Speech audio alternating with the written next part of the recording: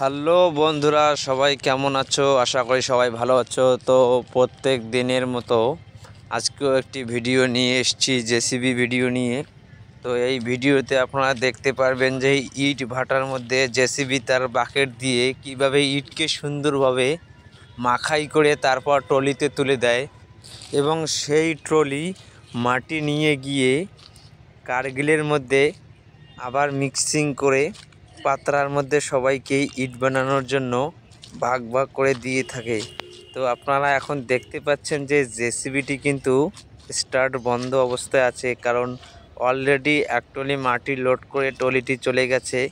এরপরে আবার যখন সেই ট্রলিটি আসবে তখন জেসিবি আবার লোড দেবে। তো এখন ড্রাইভারও অনেকটা রেস্টে আছে। এখন সময় ঠিক বিকেল 4টা।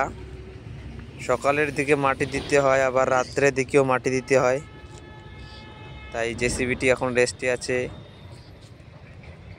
দেখুন জেসিবি ড্রাইভার জেসিবির মধ্যেই আছে।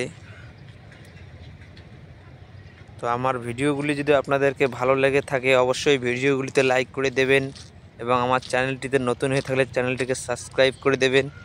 দেখুন এই গর্তের মধ্যে পানি দেওয়ানো হয় এবং মাটিকে খুব সুন্দরভাবে প্রায় আধা ঘন্টা সময় নিয়ে মিক্সচার করানো হয়। মাটিটাকে একদম পুরো নরম করানো হয় যাতে ইট বানাতে লেবারদের কোনো রকম